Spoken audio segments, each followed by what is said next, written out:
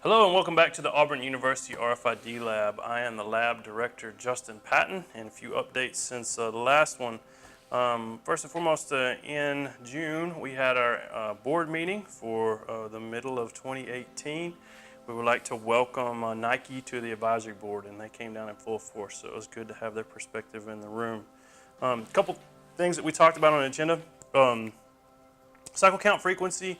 This is a study we've been working on for a few years now. Some of y'all might have seen this. Dr. Rafe Ishfaq has developed a model for how frequently you should cycle count your stores based on the sell rate and the replenishment rate of the different items to hit a certain level of PI accuracy. So, we have different folks. Some people cycle count every week, some people cycle count every month, some people cycle count every day.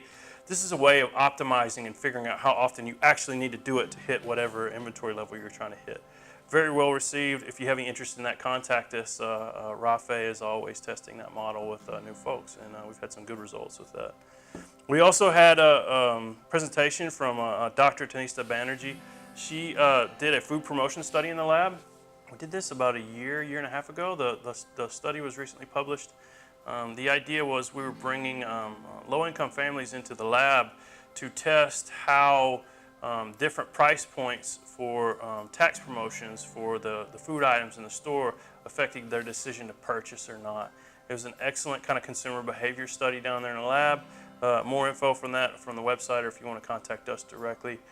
But we thank her for giving that presentation there, and I believe she's hoping to expand that out into stores pretty soon as well. We had a consumer IoT update. GS1 US is running a consumer IoT group. They're trying to answer a lot of the big questions that we've had in the last few years about how all of these different IoT systems are going to work together in the future, especially regarding consumer projects and products. Gina Morgan is leading that group. I encourage you to engage. They're kicking off in the last few weeks. So that's going on now. Finally, we had an EAS paper update.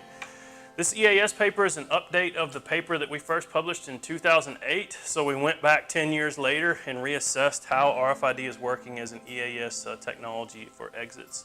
The results are good. We could see a pretty significant increase in UHF performance, which was already very high. So that paper will be published on the website soon. It's available, it's released. Brand Elverston did a kind of a presentation and talked through the group about how RFID can help with future item protection, asset protection in stores. So that was good too. ARC update, the quality program is still coming along. Data certification is rolling out now. We first started bringing a few companies that are doing data certification for the aviation parts tagging. So that's moving along pretty healthy.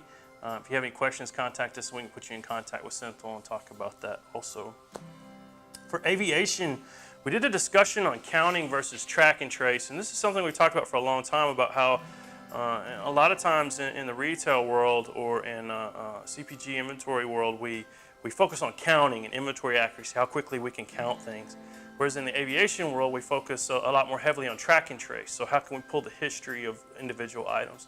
So we were doing kind of a group exercise of how we combine those two things together and how we learn from each other. How do we learn from all the time and effort we've spent on inventory control and counting from the retail world and apply that to the aviation space? And then how do we learn from all that track and trace history that we picked up from aviation for the parts history tracking and the bag tracking and apply some of that to retail? So it's good. It's a good meeting of two different communities there. And we've had some good solutions across the board, I think. We also had a presentation from Avar Robotics. Stephen Delaporte came down and talked about that. It's a solution for DC optimization. It's a robotic solution for picking and delivering items, and it can also be used for in-store environments. So if we wanted to have an automated store that would pick and deliver items to you directly. Any more information on that, contact us. We'll be happy to put you in contact there as well. We did a session on failure analysis. This was interesting. Sounds kind of negative, but it's something that's very important. The idea is that basically when things don't go the way that they're supposed to, for example, we read too many RFID tags in a box or not enough. What is the decision tree that we go through to determine what's wrong? So how do we figure out which tag doesn't, or which item doesn't have a tag? How do we figure out which one has double tags? How do we figure out if the coding's wrong or whatever? basic info. We've been doing that in retail and stores for a long time. We're applying some of that to the DCs now. We divided everybody up and had them brainstorm on some different ways to do that. We got some awesome answers back, so we're incorporating all of that group feedback in the next paper too. And then finally, we had a presentation from Tuskegee University. You've heard me talk about them many times. Dr. Jack Crumley has been a very good partner of ours. We've done a few projects. We have several Tuskegee students that are working alongside our students in the lab, and we're looking to expand that relationship, especially regarding blockchain technology with that crew down there. So lucky to have a whole nother partner on board from the university side. And you'll see Jack in the future at some meetings and things as well. If you're interested, I'll be happy to put you in contact directly. Finally, we did the reception at the lab. This is a departure from what we normally do. It was an outstanding success. I really enjoyed it, and I got excellent feedback from the group. We did a blockchain demonstrator. So what we did is the students spent several months putting together a solid point-to-point demo of everything from ordering items at a store all the way back through picking the items in the DC to delivering them from multiple partners along the way. And we followed the physical items as we did these demonstrations in the lab, but then we also followed the data, and we used an RFID blockchain solution that Mojix was able to provide us through their Visix platform. So we were able to actually look at and follow that data through as we walked through the items. Huge response, tons of questions. We had some folks that have already asked us about exporting that demo, which we're working on doing. We encourage you to come see it. It's kind of a cornerstone of education on how we can use serialized data through the supply chain, and we're expanding onto that right now. So that was very good, and that was at the reception on the evening after the board meeting. Finally, the next morning, we had two events. We had an optional aviation tour. Some of the folks went down to the airport to look at the new Delta building. And then to talk about some projects and things there. I believe in the new maintenance bay, we're looking at adding in some tool tracking and asset tracking solutions. Very cool. It gives us a little bit of a playground environment to work on stuff outside of the lab. So we really appreciate, Bill Hutto and James Birdsong and that crew out there at the airport for being excellent partners with us, and that really kind of helps expand that partnership relationship with the university too. And then finally, we also had a retail blockchain meeting, and this was sitting down and talking through the demo that we did the night before and kind of setting a research agenda for the next year.